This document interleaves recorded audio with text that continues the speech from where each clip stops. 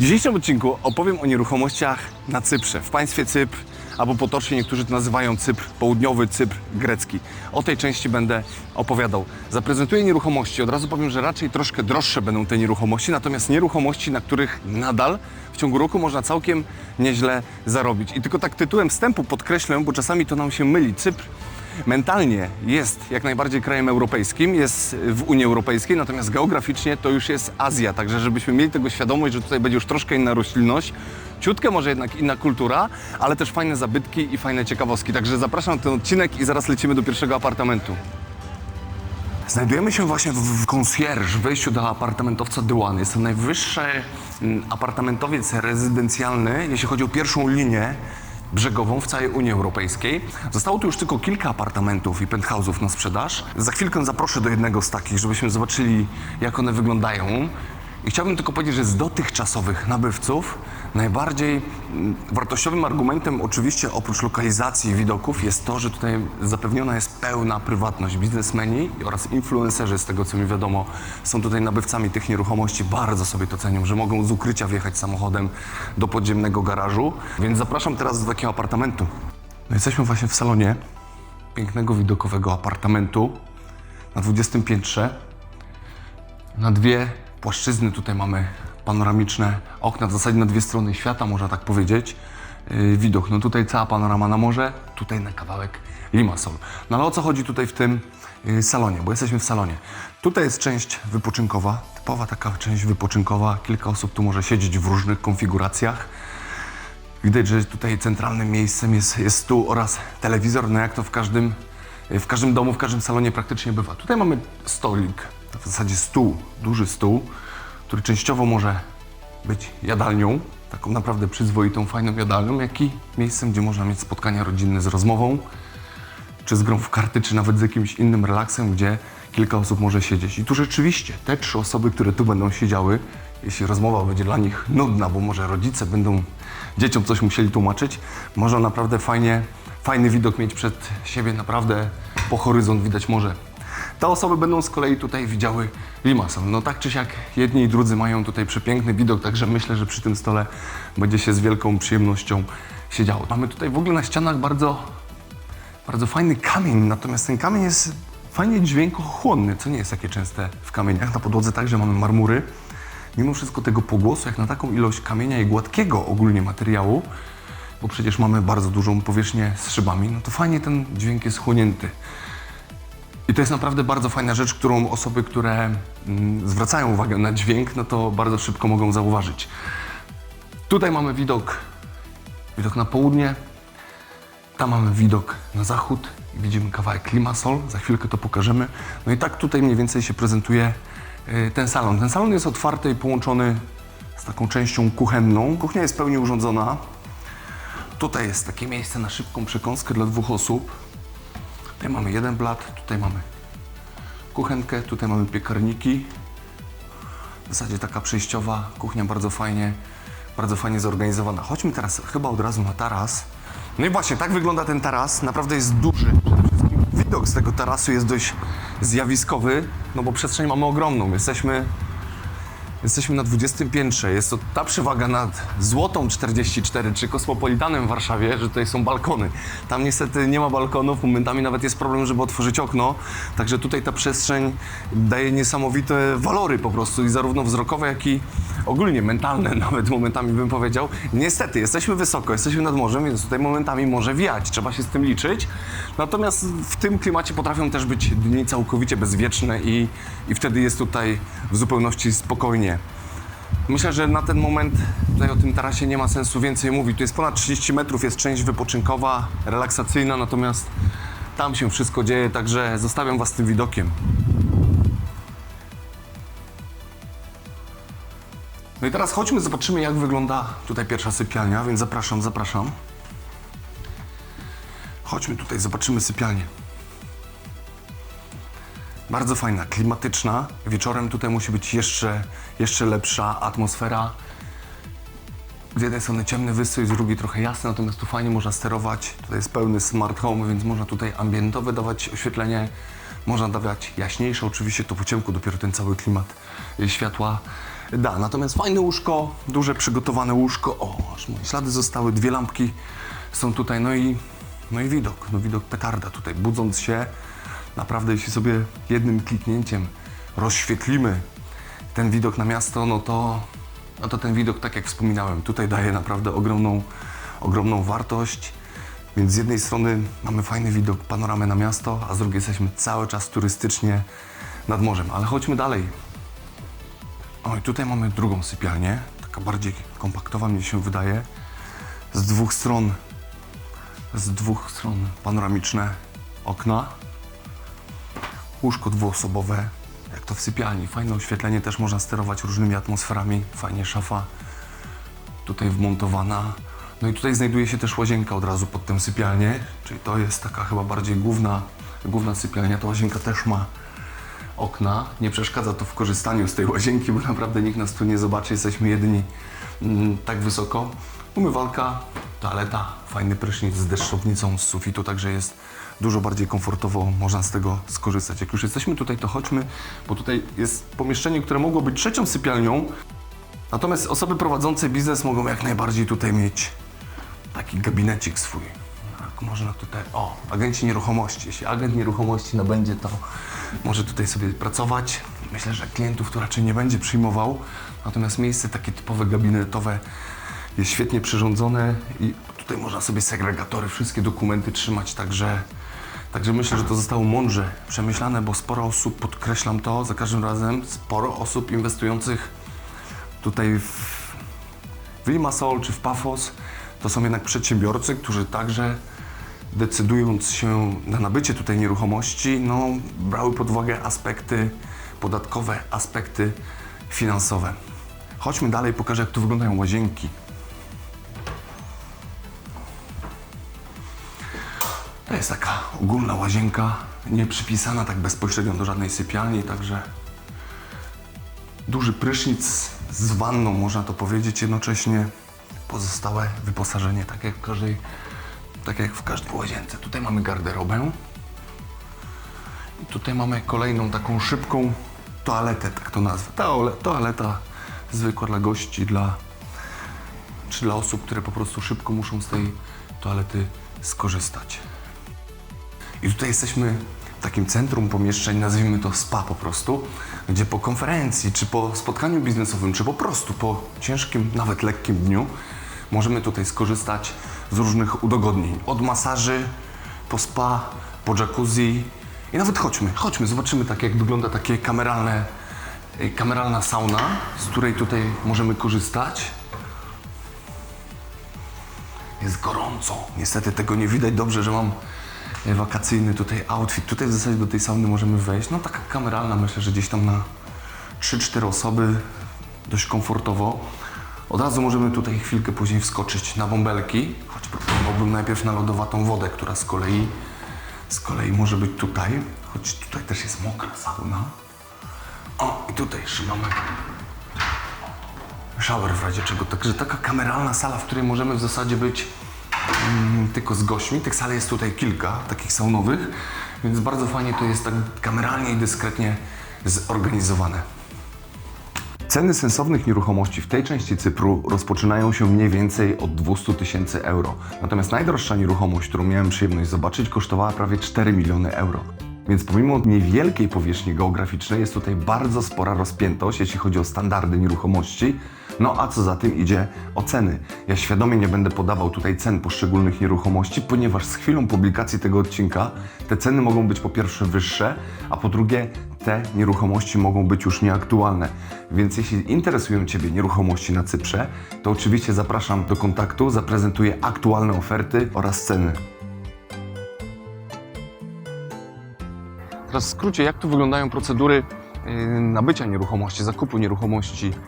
Widzę, że aktualnie są popularne najbardziej od dewelopera nieruchomości, czyli na rynku pierwotnym i one w zasadzie schodzą no schodzą jeszcze na etapie chyba dziury w ziemi, na etapie planu. Tych nieruchomości jest to bardzo mało. One najbardziej są chodliwe, bo one dopiero w ostatnim okresie zaczęły tu powstawać i nadal jest ich mało, a jeśli jeszcze ta dana nieruchomość ma bardzo fajną lokalizację, bądź widok nawet z 5. linii, to nadal to jest etap, nadal to jest nieruchomość taka hot i na niej naprawdę są bardzo wyraźne wzrosty w bardzo krótkim czasie. Nabywając nieruchomość od dewelopera, płacimy tutaj podatek 5%. Jeśli tę nieruchomość przeznaczamy na własne cele, jeśli chcemy do tego podejść inwestycyjnie, czyli po prostu zarabiać na niej, wynajmować ją bądź kupić hurtowo więcej nieruchomości, no to troszkę jest kłopotów, bo trochę trzeba po pierwsze chwilę zaczekać, jeśli chcemy hurtowo nabywać te nieruchomości, ale przede wszystkim musimy zapłacić wtedy podatek 19%. Natomiast aktualnie stopa zwrotu w ciągu ostatnich 2 lat z nieruchomości mądrze kupionych zdecydowanie przewyższa wartość tego podatku, więc tego podatku tutaj kompletnie nie czuć, bo są nieruchomości, które spokojnie po 25% rocznie miały wzrost i to w krótkim okresie czasu, w okresie 2 lat to jest naprawdę 45 stopni nachylenia ma taka linia, jeśli byśmy chcieli na wykresie zobaczyć, jak wyglądają te wzrosty.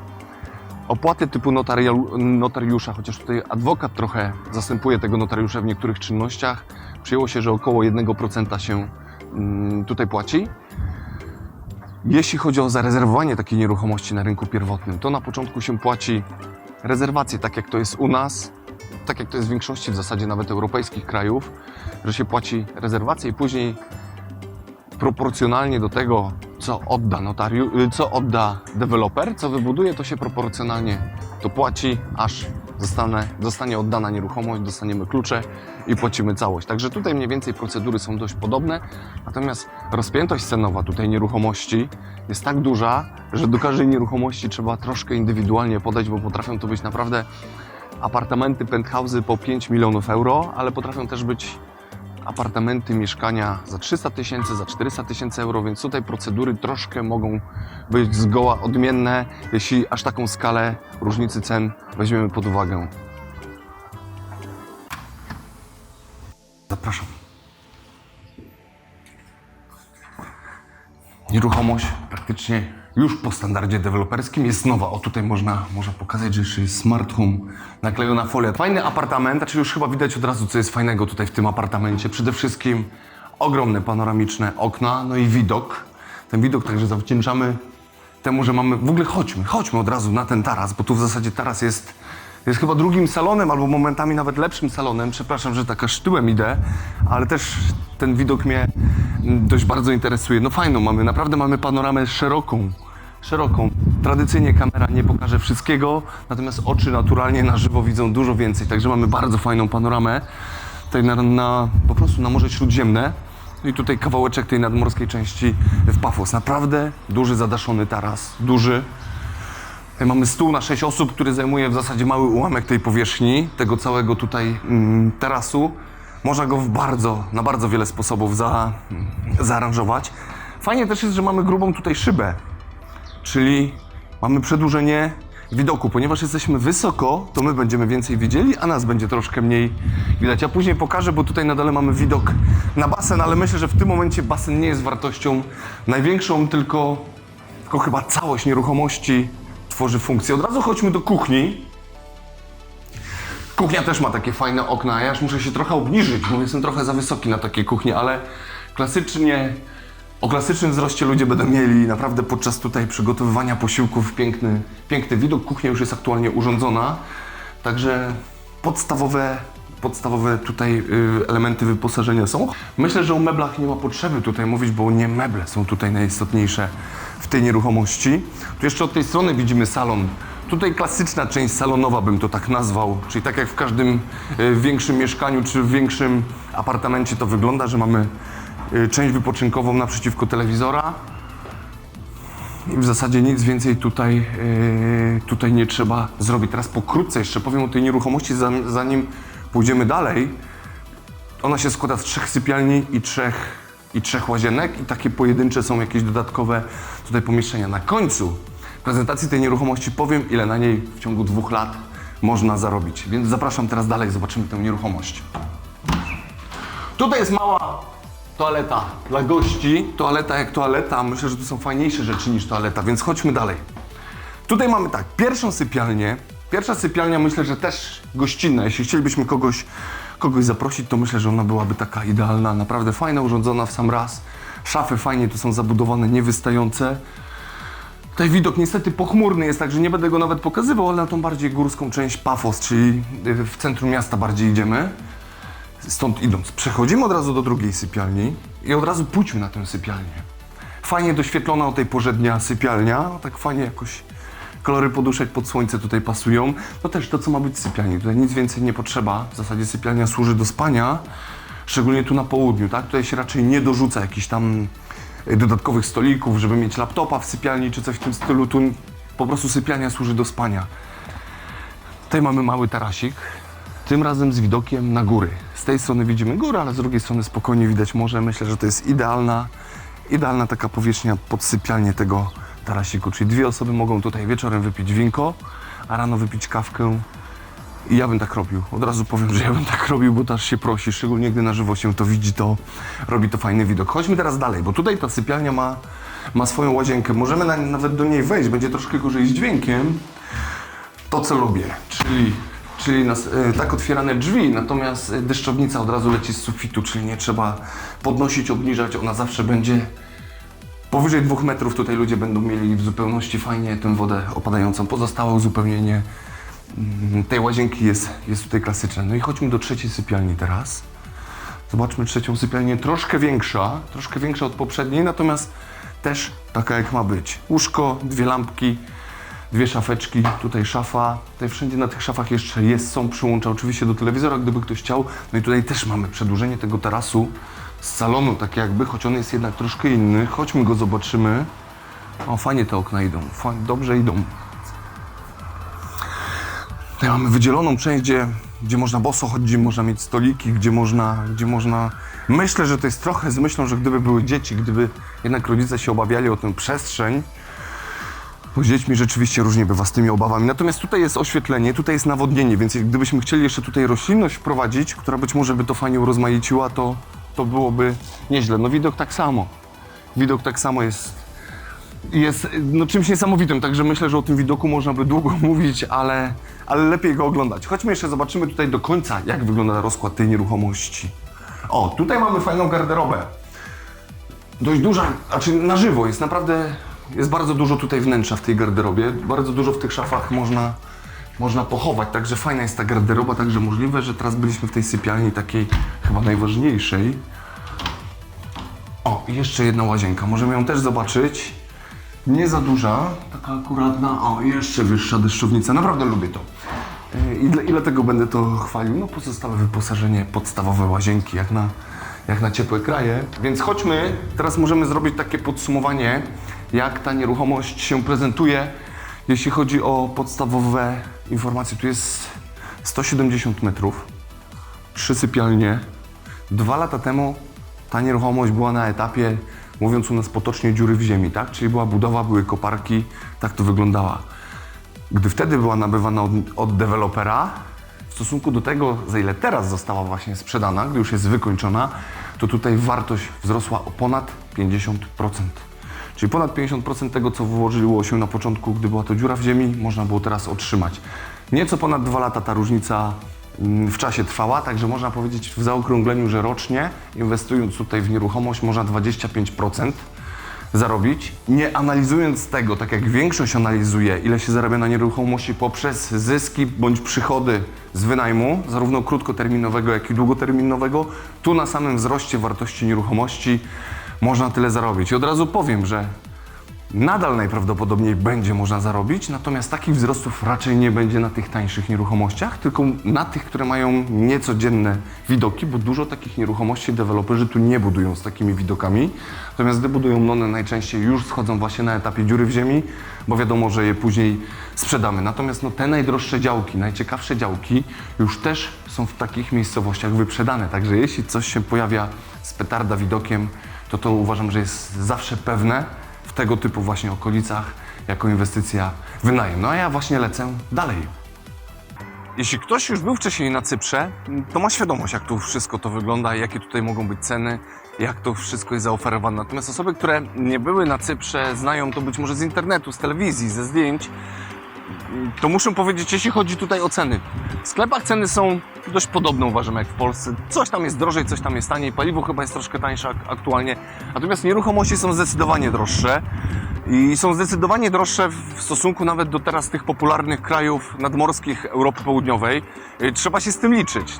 Natomiast jaki tu jest sygnał ewentualnie sugerujący, że te ceny mają prawo się obronić? No to, że są bardzo duże wzrosty cen.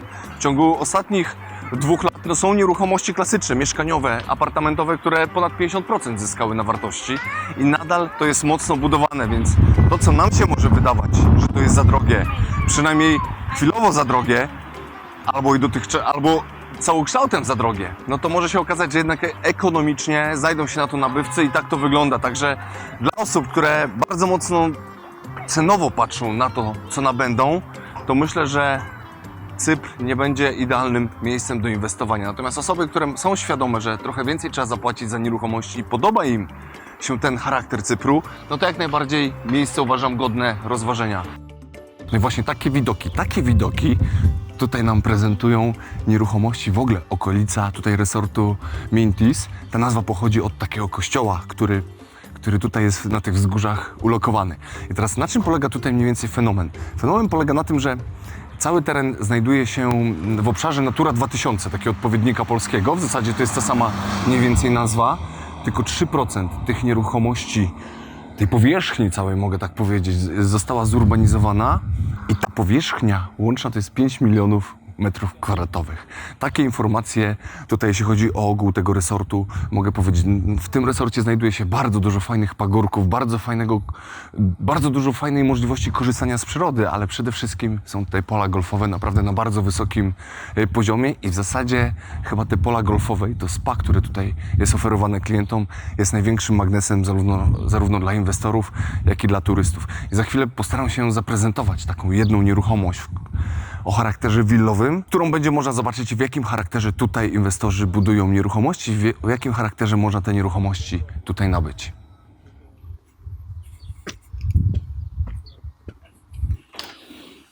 Zapraszam do środka. I zapraszam chyba od razu przejdźmy do salonu. Od razu widać, jakie duże okna są. Świetne są te okna, naprawdę tak mi się podobają, bo tak wysoki salon, tak wysokie, naprawdę to jest wysokość praktycznie loftowa, pomimo że to nie jest loft, tak do końca, willa bardziej, ale idzie to z czasem, tym bardziej, że jest na co patrzeć. Tutaj mamy na dole fajnie urządzony salon, naprawdę tutaj część wypoczynkowa jest, myślę, że jest 6 osób, jak to byłaby rodzina, impreza, to się zmieszczą. Fajny telewizor, choć po raz pierwszy uważam, że telewizor nie jest tu najważniejszy, nawet jeśli będzie mecz, bo cały czas by mnie korciło, żeby w swoją lewą stronę tutaj patrzeć. Tutaj fajna jest taka część, taka dzienna, tak zaaranżowana według mnie na przeczytanie gazety, na przeczytanie książki przy kawie i ewentualnie na jakieś przemyślenia. Tutaj na przedłużeniu salonu, przedłużenie praktycznie nawet z rozszerzeniem, znajduje się taki taras. Fajny taras, naprawdę zadaszony, bardzo wysoki. Aktualna aranżacja na 2 osoby, bardzo wygodny, szeroki fotel. I rzeczywiście na tym fotelu to można siedzieć godzinami. Przestrzeń ogromna, przed sobą widzimy naprawdę pagórki, fajne, leniwe pagórki. One są naprawdę fajne, dzięki temu widzimy ogromnie dużą, daleką przestrzeń. Tak w górach typu Tatry, tak dużej przestrzeni byśmy nie widzieli, będąc na tym poziomie. Tam w tle, w dolinkach znajdują się pola golfowe, natomiast ogólnie tyle natury naprawdę w niewielu miejscach możemy zobaczyć. Chodźmy jeszcze od razu na dół, zwiedzimy, jak tu sytuacja wygląda na dole. I tu pojawia nam się od razu fajna sypialnia z dużą zabudowaną szafą, praktycznie już garderobą. Duże łóżko, naprawdę duże łóżko, ale fajne. No ale co się dzieje po tym łóżku? Od razu możemy wyjść. Od razu możemy sobie wyjść na ogródek, który przez chwilę jest może nawet i tarasem. No i co? Poranna kawka, poranny soczek, tutaj z lokalnych owoców. Wieczorne wino z lokalnej winnicy. W zasadzie wszystko tu można zrobić. Jesteśmy fajnie osłonięci. Mimo że naprawdę wiatr wieje, troszkę go widać, natomiast go nie czuć. Mamy dużą dozę prywatności, no i mamy całkiem fajny widok, czyli my widzimy, a niekoniecznie my jesteśmy widziani.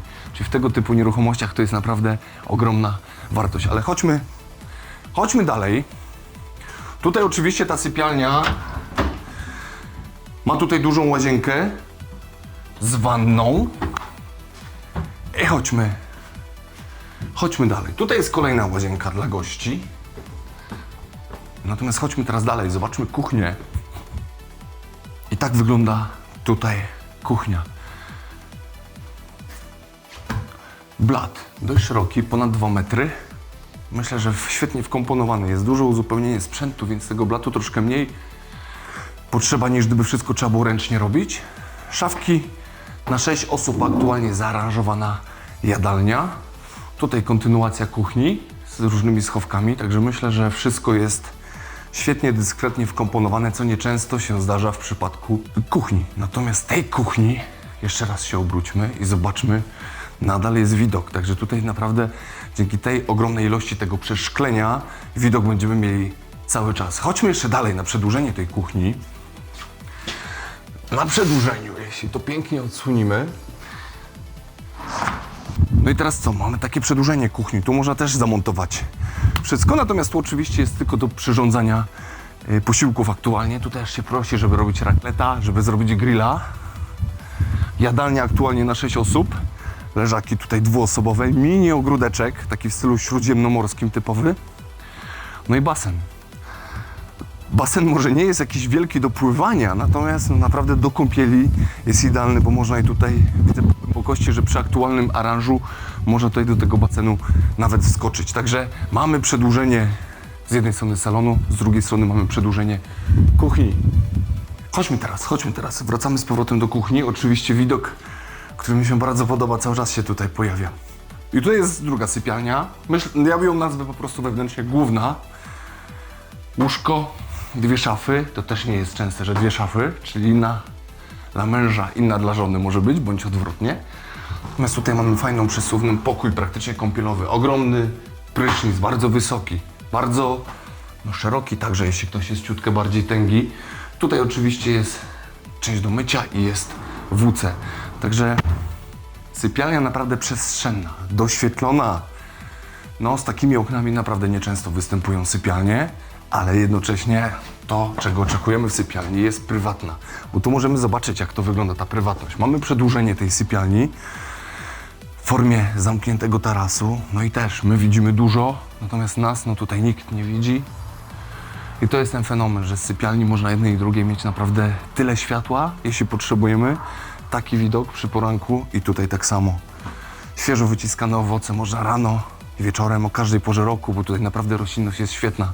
Można konsumować, można z tego korzystać. No ale wieczorem oczywiście można się także napić czegoś innego. Widok naprawdę bomba. Taka przestrzeń, że to jest bomba. Jeśli masz ochotę nabyć podobną nieruchomość, sytuacja wygląda następująco. Trzeba wybrać działkę, która jest tutaj zaoferowana do sprzedaży. Następnie rozpoczynamy konsultację z architektem, który mówi, co na tej działce można wybudować. Oczywiście jest tutaj sporo narzuceń, bo to wszystko musi być fajnie wkomponowane. Natomiast te narzucenia nie mają tutaj negatywnego wybrzmienia, tylko wręcz przeciwnie, tworzą całą spójność z pozostałymi nieruchomościami, które już są zabudowane, które już tutaj powstały. Oczywiście możemy troszkę w drugą stronę spróbować do tego podejść, czyli najpierw powiedzieć architektowi, co byśmy chcieli wybudować, jaką powierzchnię, jak dużą tę nieruchomość mieć zabudowaną i pod tę zabudowę dostosować sobie nieruchomość gruntową.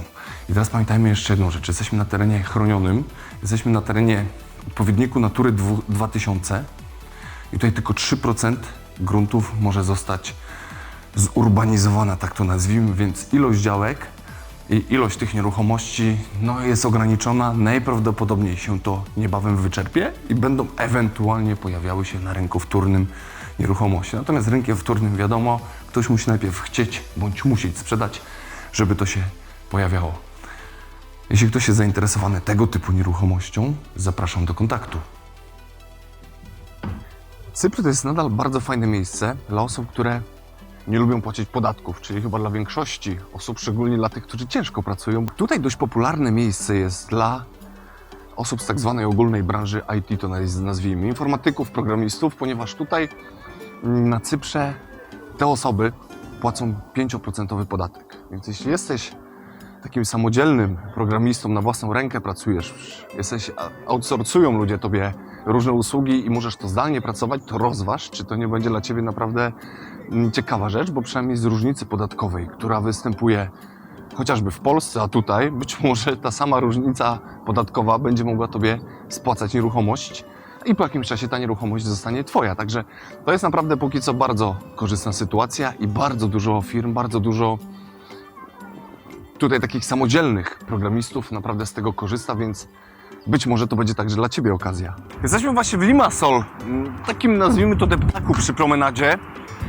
Oj, ciepło jest, naprawdę jest ciepło tutaj, tylko że dzisiaj mocno wieje. Taki urok jest w nadmorskich kurortach. I teraz kilka słów o tym Limassol. W Limassol jest bardzo dużo biznesu, jeśli chodzi tutaj o Cypr. Jest tutaj bardzo dużo firm informatycznych, programistycznych, tu są centra biznesowe. Tak potocznym językiem można powiedzieć, że tutaj każdy, kto ma pieniądze i chce je wydawać, chce się pokazać, to tutaj przyjeżdża. I widać to automatycznie, jeśli chodzi o ceny nieruchomości, oceny usług, oceny w sklepach. Natomiast po ilości osób, które tutaj są, po ilości jachtów, po ilości fajnych samochodów, no widać, że to miejsce jest potrzebne po prostu, że ludzie sami wykreowali taką potrzebę tego miejsca i dobrze się z tym czują. Także jeśli ktoś lubi takie życie właśnie bardzo fajne, pokazowe, czy fajne, każdy lubi co innego. Natomiast tego typu osoby, które po prostu lubią się otaczać pięknem, lubią się ekskluzywnymi rzeczami otaczać, lubią butiki, to na pewno to miasto powinno przynajmniej spełnić oczekiwania, jeśli chodzi tutaj o Cypr.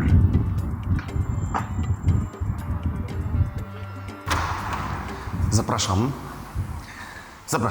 Teraz zaprezentuję apartament.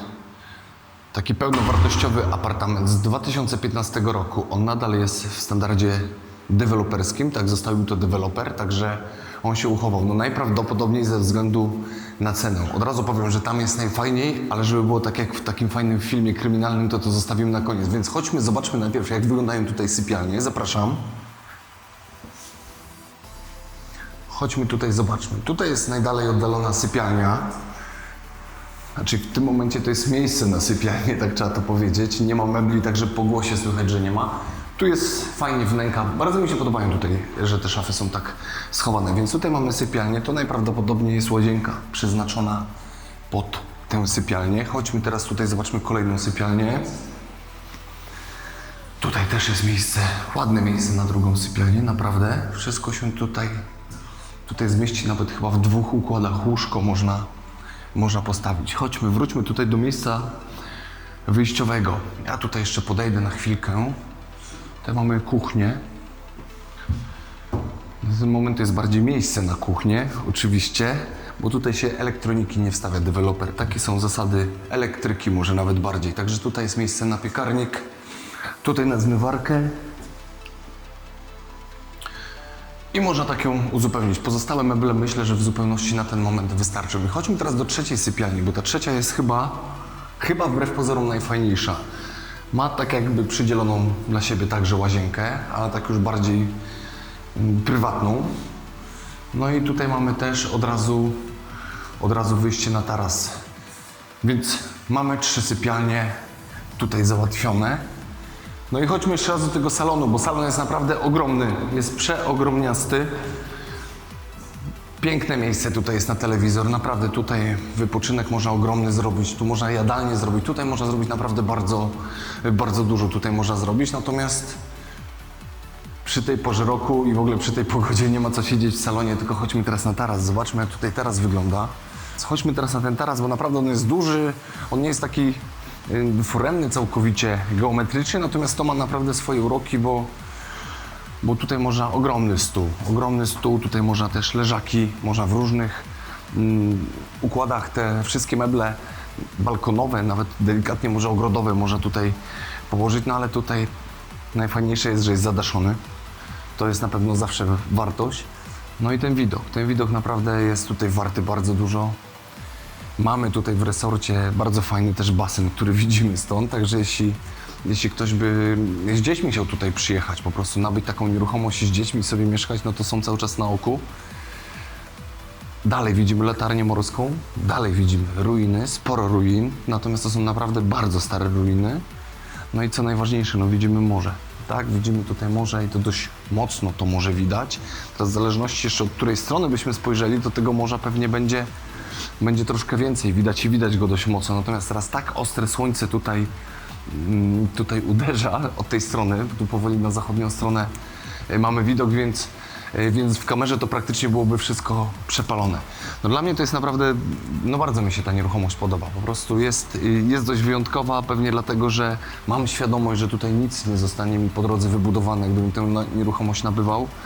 No bo jeśli tutaj są archeologiczne miejsca, no to mam świadomość, że to chyba w praktycznie prawie każdym cywilizowanym kraju, no to jest najwyższy level nie do ruszenia, jeśli chodzi o jakieś ewentualne inwestycje deweloperskie. Także tak wygląda ta nieruchomość. Jeśli chodzi o nadmorskie tutaj kurorty, no to największym i chyba tym takim bardziej aktywnym, najbardziej żywym, gdzie widać te pieniądze, to jest Limassol. Natomiast tutaj jesteśmy w Paphos, tutaj jest troszkę spokojniej, tutaj jest niższa zabudowa, tutaj troszkę inaczej urbanistyka wygląda tego miasta. I ciężko powiedzieć, które miasto jest lepsze, natomiast warto dopasować je do siebie. Paphos ma tę przewagę, że ma lotnisko. Limassol lotniska nie ma. Prędzej tam z Larnaki można dojechać, bądź oczywiście także tutaj z Paphos. Więc na te okolice najczęściej tutaj widzę, że stawiają zarówno inwestorzy, jak i deweloperzy. Być może przez to, że stawiają deweloperzy, stawiają także inwestorzy.